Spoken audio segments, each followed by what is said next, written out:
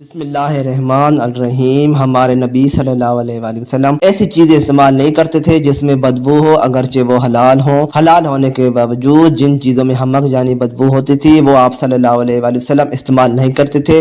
اور چونکہ کلیجی میں بھی ہلکی علیوم سی بدبو ہوتی ہے، یعنی کھانے کے بعد منہ سے بو آتی رہتی ہے، تو اس بنا پر کچھ لوگ اس بات کو دلیل بنا کر کہتے ہیں کہ ہمارے پیارے نبی حضرت محمد صلی اللہ علیہ وآلہ وسلم کلیجی کھانے سے نفرت کرتے تھے۔ کلیجی خون سے بنتی ہے، اس لیے اس میں بو تو ہر وقت موجود رہتی ہے، لیکن کیا واقعہ ہمارے نبی نے کبھی کلیجی نہ کھائی تھی؟ ناظرین گرامی، اس بارے میں آج کل بہت سی ویڈیو چل رہی ہیں کہ کلیجی سے حضور اکرم صلی اللہ علیہ وآلہ وسلم نفرت کرتے تھے، جبکہ یہ بات کسی بھی روایت سے ثابت نہیں ہے، بلکہ آج کی ویڈیو میں ہم مستند حدیث سے یہ ثابت کریں گے کہ حضور اکرم کلیجی کو پسند فرماتے تھے، گو کہ حضور بو والی چیزوں سے پرہیز کرتے تھے، لیکن پھر بھی آپ صلی اللہ علیہ وآلہ وسلم نے کبھی کسی کو کلیجی کھانے سے منع نہ کیا۔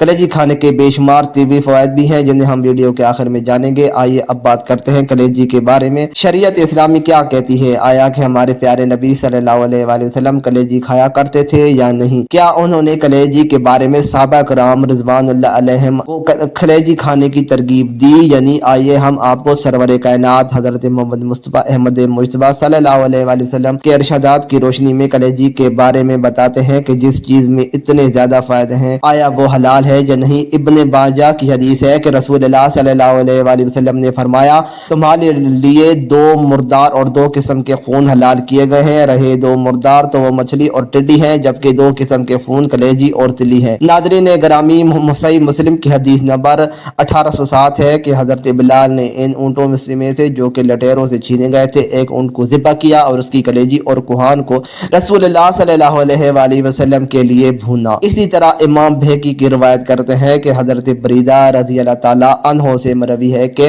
نبی کریم صلی اللہ علیہ وآلہ وسلم عید الفطر کے دن اپنے گھر سے کچھ کھائے پیے بغیر نہیں نکلتے تھے، اور عید الاضحیٰ کے دن نماز عید سے فارغ ہو کر آنے تک کچھ کھاتے پیتے نہ تھے، اور آپ قربانی کے جانور میں سے ابتدا کلیجی تناول فرمانے سے کرتے تھے۔ اس حدیث سے یہ ثابت ہوتا ہے کہ قربانی کرنے کے بعد سب سے پہلے جانور کی کلیجی کھانا ہمارے پیارے آقا صلی اللہ علیہ وآلہ وسلم کی سنت ہے۔ اسی طرح صحیح مسلم حدیث کی نمبر 2056 کی ہے کہ حضرت عبد الرحمن فرماتے ہیں کہ ہم رسول اللہ صلی اللہ علیہ وآلہ وسلم کے ساتھ 130 آدمی تھے۔ آپ صلی اللہ علیہ وآلہ وسلم نے فرمایا، کیا کسی کے پاس کھانا ہے؟ ایک شخص کے پاس ایک سا اناج نکلا، یا تھوڑا یا کم زیادہ، وہ سب گوندا گیا۔ پھر ایک مشرک آیا جس کے بال بکھرے ہوئے تھے، لمبا بکریاں لے کر ہانکتا ہوا رسول اللہ صلی اللہ علیہ وآلہ وسلم کے پاس پہنچا تو آپ نے فرمایا، تو بکری بیچتا ہے یا ہدیہ دیتا ہے؟ اس نے کہا کہ نہیں بیچتا ہوں۔ آپ صلی اللہ علیہ وآلہ وسلم نے اس سے ایک بکری خریدی تو اس کا گوشت تیار کیا گیا، اور آپ صلی اللہ علیہ وآلہ وسلم نے کلیجی، گردے، دل وغیرہ کو بھوننے کا حکم دیا۔ حضرت عبد الرحمن کہتے ہیں کہ اللہ کی قسم، رسول اللہ صلی اللہ علیہ وآلہ وسلم نے 130 آدمیوں میں سے ہر ایک شخص کو اس کی کلیجی وغیرہ کا ایک ٹکڑا دیا، جو شخص موجود تھا اس کو دے دیا اور جو موجود نہیں تھا اس کے لیے رکھ لیا۔ پھر آپ صلی اللہ علیہ وآلہ وسلم نے کھانے کے لیے 2 بڑے پیالے بنائے، اور ہم سب نے ان 2 پیالوں میں سے کھایا اور سیر ہو گئے۔ دونوں پیالوں میں کھانا پھر بھی بچ گیا تو میں نے اس کو اونٹ پر لاد دیا۔ اللہ اکبر۔ تو ناظرین گرامی، حضور اکرم صلی اللہ علیہ وآلہ وسلم کا کلیجی کو پسند فرمانا بہت سی احادیث سے ثابت ہے، اور یہ بھی افضل اور سنت ہے کہ جب بھی آپ کوئی جانور قربان کریں تو سب سے پہلے اس کی کلیجی کو کھائیں۔ آپ یہ جان کر حیران ہوں گے کہ جنت میں سب سے پہلے مچھلی کی کلیجی جنتیوں کو کھلائی جائے گی۔ دوستو، ہم آپ سے گزارش کرتے ہیں کہ کلیجی کا استعمال ضرور کیا کریں، اس کا کھانا سنت ہے، اور میڈیکل کے لحاظ سے اس کا کھانا صحت کے لیے بہت زیادہ فائدہ مند ہے۔ کلیجی ایک ایسی ڈش ہے جسے کچھ لوگ تو بے حد پسند کرتے ہیں جبکہ کچھ دور بھاگتے ہیں، لیکن قدرت کی ہر چیز میں کوئی نہ کوئی فائدہ ضرور چھپا ہوتا ہے۔ کلیجی کا بھی یہی حال ہے کہ ہمارے لیے کسی غذائی خزانے سے کام نہیں۔ بہت سے لوگ ایسے بھی ہیں جو کلیجی کھانے سے منع کرتے ہیں کیونکہ وہ دیر سے ہضم ہوتی ہے، اور اس کے بارے میں یہ خیال بھی کیا جاتا ہے کہ اس کا استعمال جسم میں ٹاکسن کو جمع کرنے میں سبب بنتا ہے۔ یہ ماننا درست نہیں کہ کلیجی میں کئی اہم اجزاء جیسے وٹامن اے، ڈی، اے کی اور بی، فولک ایسڈ اور منرلز موجود ہوتے ہیں جو جسم سے ان ٹاکسن کو نکالنے میں مددگار ثابت ہوتے ہیں۔